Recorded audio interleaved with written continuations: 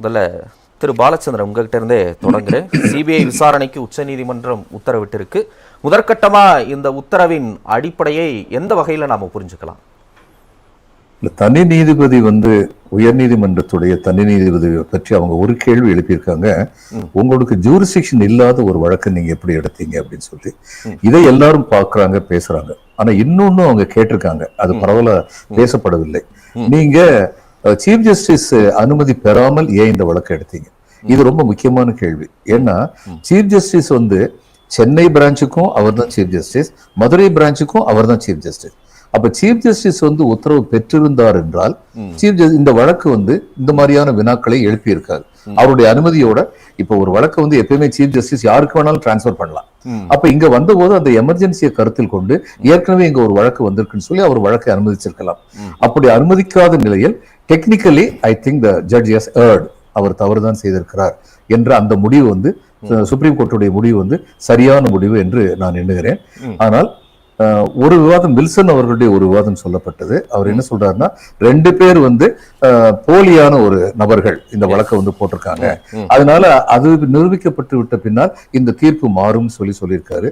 நான் அதை சரின்னு சொல்லி நினைக்கல. ஏன்னா இது பப்ளிக் இன்ட்ரெஸ்ட் லிட்டிகேஷன் யார் வேணாலும் போடலாம். ஏன்னா நடந்தது அப்படிப்பட்ட ஒரு துயர சம்பவம். இதுல அந்த 2 பேர் மட்டும் வழக்கு போடல, பிஜேபி சேர்ந்த ஒருத்தர் வழக்கு போட்டிருக்காரு. அப்ப இதனால இந்த வழக்குல இவங்க சுப்ரீம் கோர்ட் கொடுத்த ஆர்டர் நீர்த்து போகாது. ஆனா அந்த 2 பேரை பத்தி விசாரணை தொடரும். ஏற்கனவே சுப்ரீம் கோர்ட் சொல்லியிருக்காங்க, இது விசாரணை தொடரும், தேவைப்பட்டால் நாங்க சிபிஐ மூலமாகவும் தகுந்த நடவடிக்கைக்காக நாங்கள் நடவடிக்கைகள் மேற்கொள்வோம் அப்படின்னு சொல்லியிருக்காங்க. இதெல்லாம் வழக்குல அவங்க இன்னைக்கு மேற்கொண்ட நிலையை பற்றி. ஆனா இந்த தீர்ப்பு அவங்க சொல்லியிருக்காங்க, தீர்ப்பு அல்லது உத்தரவு எது சொல்லியிருக்காங்களோ அதுல 2 விதமான நெருடல்கள் எனக்கு இருக்கு. முதல்ல ஒன்று என்ன சொல்றாங்க, தமிழ்நாட்டை சேர்ந்த 2 IPS அதிகாரிகள் இதுல இருக்கலாம், அந்த வழிகாட்டுதல ஜஸ்டிஸ் தலைமையில் இருக்கிற அந்த குழுவுகளை சூப்பர்வைசிங் கமிட்டி கீழே இருக்கலாம். ஆனால் அவர்கள் தமிழர்களாக இருக்கக்கூடாது அப்படின்னு சொல்லியிருக்காங்க. இது ஆல் இண்டியா சர்வீஸ் கேரக்டரை அவமானப்படுத்துற மாதிரி நான் ஃபீல் பண்றேன். எங்களுக்கு மதம் கிடையாது, இனம் கிடையாது, மொழி கிடையாது. எங்களுக்கு ஏற்பட்ட கட்டளை எல்லாம் அரசியல் சாசன சட்டத்தின்படி செயல்கள் நடத்தப்பெறுகின்றனவா இல்லையா, அதை வச்சுதான் நாங்க தீர்மானம் பண்ண முடியும். அப்போ தமிழர் அல்லாத ஒருத்தர் மட்டும்தான் இதை நேர்மையா பார்ப்பாரு அப்படின்னு நினைக்கிறது சரியானதா எனக்கு தோணல. அது அவங்க மாதிரி பண்ணியிருக்காங்க. இது ஒண்ணு. 2வது, சிபிஐட்ட இந்த வழக்கை ஒப்படைச்சிருக்காங்க. வழக்கமா ஒரு உயர் நீதிமன்றமோ அல்லது உச்ச நீதிமன்றமோ ஒரு வழக்கு சரிவர கையாளப்படவில்லை என்று போதுமான ஆதாரத்துடன் புகார்கள் வந்தால் அவர்கள் நிச்சயமாக அந்த வழக்கை யார் கவனிக்கிறார்களோ, யார் விசாரணை நடத்துகிறார்களோ அவர்களிடமிருந்து மேல்நிலைக்கு கொண்டு செல்லலாம். உதாரணமா போலீஸ் ஸ்டேஷன்ல இருந்து தமிழ்நாடு அரசுடைய சிபிசிஐடிக்கு கொண்டு செல்லலாம், அல்லது சிபிஐக்கு கொண்டு செல்லலாம். இந்த 2ல எதுவுமே அவங்க செய்ய முடியும். உயர் நீதிமன்றம் செய்ய முடியும், உச்ச நீதிமன்றம் செய்ய முடியும். ஆனா இதுல என்ன தவறு கண்டார்கள் இந்த விசாரணையில? ஏன்னா இன்னும் விசாரணையை முழு முயற்சியோட முழு மூச்சோட துவங்கவில்லையே. அப்படி இருக்கும்போது என்ன தவறு கண்டார்கள் என்று இதை சிபிஐக்கு மாற்றி இருக்கிறார்கள். இது மிகப்பெரிய நிரலா இருக்கு. ஏன்னா இதுல பல கேள்விகள் உள்ளடங்கி இருக்கு. இந்த நாடு கூட்டாட்சி அமைப்பை ஏற்கிறதா இல்லையா? Law and order is a responsibility of the state government. அப்ப மாநில அரசுடைய ஒரு அங்கம் இதை விசாரிச்சுக்கிட்டு இருக்கும்போது அது அவங்க விசாரிக்க துவங்குறதுக்கு முன்னாடி நீங்கள் குற்றவாளிகள், உங்கள் மேல எங்களுக்கு நம்பிக்கை இல்லை அப்படிங்கிற மாதிரி இருக்கு இந்த ஆர்டர். அது நெருடலா இருக்கு. அவர் அந்த வார்த்தையை குறிப்பிடுறாங்க, நீதிபதிகள் வழக்கு விசாரணை சுதந்திரமாகவும் நியாயமாகவும் நடத்தப்பட வேண்டும், அது மக்களுடைய அடிப்படை உரிமை, இப்ப பாரபட்சமற்ற ஒரு நியாயம் அடிப்படை குடிமகனுக்கு உறுதி செய்யப்பட வேண்டும், அந்த வகையில இப்படியான உத்தரவு பிறப்பிக்கப்படுகிறதுன்னு நீதிபதிகள் குறிப்பிடுறாங்க. அப்ப ஏற்கனவே பாரபட்சமா நடந்துகிட்டு இருக்கு அப்படிங்கிற ஒரு முடிவுல நீதிபதிகள் இப்படியான உத்தரவு பிறப்பிச்சிருக்காங்க. அந்த வார்த்தைகளுக்கு என்ன பொருள்? இல்ல, நான் நினைச்சது எல்லாமே சொல்ல முடியாது. எந்த இதுல சுப்ரீம் கோர்ட்லயோ any court they go only by records, recorded evidence. சாட்சியங்களின் அடிப்படையில் தான், அவர் எழுத்துப்பூர்வமாகவோ அல்லது சாட்சியங்கள் கூறியவையோ இவர்களின் அடிப்படையில் தான் தீர்ப்புகள் அமையும், உத்தரவுகள் அமையும்.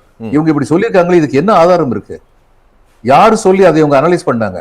அனலைஸ் பண்ணி முடிவுக்கு வந்தாங்க இது சுதந்திரமா நடக்காது, ஸ்டேட் கவர்மெண்ட் கீழே இருந்தா அப்படின்னு எந்த முடிவுக்கு வந்ததுக்கான காரணம் என்ன?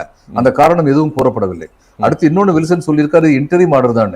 இன்டரிம் ஆர்டர் என்னன்னா, அதாவது இறுதியாக இதற்கு யார் காரணமானவர்கள் யார் தண்டிக்கப்பட வேண்டியவர்கள் அப்படிங்கறத பாக்குறதே இறுதி உத்தரவு. அந்த இறுதி உத்தரவு இன்றைக்கு பிறப்பிக்க முடியாது, அது தகுந்த விசாரணைக்கு அப்புறம் தான் பிறப்பிக்க முடியும். அதனால என்னுடைய இன்டரிம் ஆர்டர் வந்து வழக்கு விசாரிக்கப்பட வேண்டும், சிபிஐயால் விசாரிக்கப்பட வேண்டும் அப்படின்னு சொல்லியிருக்காங்க. அது இட் இஸ் நான் ஏற்கனவே சொன்னேன், அது ஒரு நெருடலாக இருக்கு. பல விஷயங்களில் சுப்ரீம் கோர்ட்டுடைய இந்த உத்தரவு வந்து ஏற்க முடியாததாக இருக்கிறது. சரி, இது பொலிட்டிக்கல் இன்ஃப்ளூயன்ஸ் அப்படிங்கிற வகையில கூட ஒரு சிலர் தங்களுடைய கருத்துக்களை முன்வைக்கிறாங்க.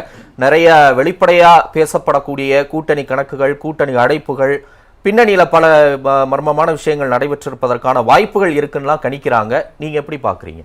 அப்படி இம்ப்ரெஷன்ல வந்து சுப்ரீம் கோர்ட் போக முடியாது. யார் என்ன வேணாலும் பேசலாம். இன்னைக்கு எனக்கு இன்ஃபுளுன்ஸ் இருந்தா 1 மில்லியன் வாட்ஸ்அப் குரூப் மூலமா நான் வந்து தகவல் அனுப்பலாம். அதனால வந்து அது சரியாயிருமா?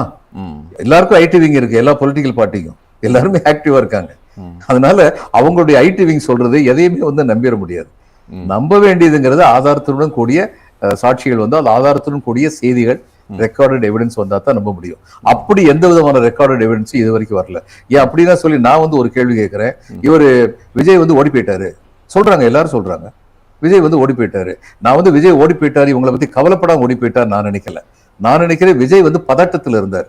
பதட்டத்துல இருந்து என்ன செய்யறதுன்னு தெரியாம அந்த இடத்த விட்டு போயிட்டாருன்னா, நான் விஜய் வந்து குற்றவாளி நினைக்கல, ஆனா தலைமை பண்பு இல்லாதவர் நினைக்கிறேன்.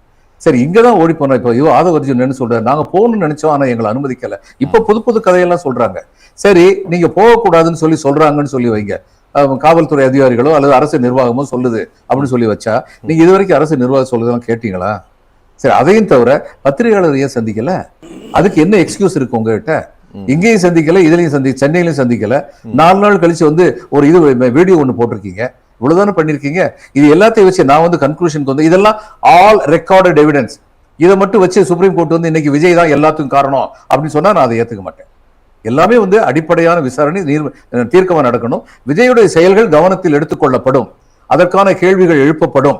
ஆனா இன்னைக்கே வந்து விஜய் தான் முழுக்க முழுக்க குற்றவாளி அப்படின்னு இதையெல்லாம் வச்சு மட்டும் சுப்ரீம் கோர்ட் எப்படி சொல்ல முடியாதோ, அதே மாதிரி எந்த விதமான எவிடன்ஸ் இல்லாம, அதாவது ஏற்கப்படத்தக்க எவிடன்ஸ் எதுவுமே இல்லாம அரசியல் கட்சியில் சொல்வதை மட்டும் அடிப்படையாக வைத்துக் கொண்டு நேர்மையான சுதந்திரமான விசாரணை மாநில அரசின் காவல்துறையால் நடத்தப்பட முடியாது அப்படிங்கிற கன்க்ளூஷனுக்கு வர்றது சரியில்லை. ரெண்டு விஷயம் சொல்லிக்கிறேன். எல்லாருக்குமே அவங்கவுங்க கருத்துக்களை சொல்றதுக்கு உரிமை இருக்கு. திரு விஜயன் வந்து திரு முஸ்தபா எல்லோருக்குமே.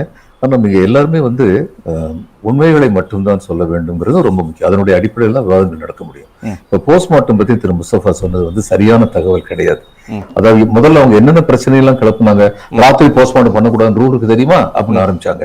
அது தவறு, அவங்க சொன்னது தவறு. அடுத்து வந்து அது எப்படி அத்தனை பேர் போஸ்ட்மார்ட்டத்தை அத்தனை பேர் வச்சு பண்ணாங்கன்னா, அப்படி பண்றதுக்கு மாவட்ட ஆட்சியருடைய அனுமதி பெற்று வேறு மாவட்டத்திலிருந்து மருத்துவர்களை அழைத்து வர முடியும், இது சட்டம். ஆனா ஒவ்வொரு சந்தேகமா இவங்க கிளப்புனது எதுவுமே சரி கிடையாது. கடைசியில் வந்து நைட்டோட நைட்டா பண்ணாங்களேனாங்க, அது தவறு. கடைசி போஸ்ட்மார்ட்டம் மறுநாள் மாலை 4 மணிக்கு முடிஞ்சதுங்கிறது அதிகாரப்பூர்வமான ரெக்கார்டு. அதனால நான் கேட்கறதெல்லாம் நீங்க உண்மையின் அடிப்படையில பேசுங்க. திரு விஜயன் வந்து என்ன சொன்னாரு, பழைய சம்பவங்கள் எல்லாத்தையுமே குறிப்பிட்டு பேசினாரு. இந்த பழைய சம்பவங்களை குறிப்பிட்டு பேசுறா யாரை வேணும்னாலும் யார் வேணும்னாலும் குறை சொல்லலாம். இன்னைக்கு நம்ம ஒரு குறிப்பிட்ட வழக்கை பத்தி பேசிக்கிட்டு இருக்கோம். இந்த குறிப்பிட்ட வழக்குல உச்ச நீதிமன்றம் வந்து ஒரு உத்தரவு கொடுத்திருக்கு. இந்த உத்தரவு எந்த அளவுக்கு சரியானதுங்கிற பத்தி பேசுறோம். அது எதனால வந்து இந்த உத்தரவை வந்து மத்தவங்க இன்டர்பிரட் பண்ணுவாங்க பொலிட்டிக்கலி அப்படிங்கிற பத்தி பேசுறோம். அதுக்குள்ள கன்ஃபைன் பண்ணியிருந்தா விவாதம் வந்து சிறப்பாக நடக்கும் என்னுடைய அபிப்பிராயம். அவ்வளவுதான். ஓகே, இனி இது அடுத்த கட்டமா அரசியல் களத்தில் எப்படி எதிரொலிக்கும் நினைக்கிறீங்க? நிறைவா சுருக்கமா. இது அடுத்த கட்டமா நிச்சயமா அரசியலுக்கு தான் போகுது. இப்ப திமுகவுடைய காவல்துறையை நம்ப முடியாதுன்னு சொன்னீங்கன்னா, திமுக ஆட்சியுடைய காவல்துறையை நம்ப முடியாதுன்னு சொன்னீங்கன்னா, பாரதிய ஜனதா கட்சியுடைய சிபிஐ மட்டும் ஏன் நம்பணும்? கேட்க மாட்டாங்களா ஜனங்கள்? அதனால இது அரசியல் ரீதியாக தான் போகுது, அரசியல் ரீதியாக தான் போகும்.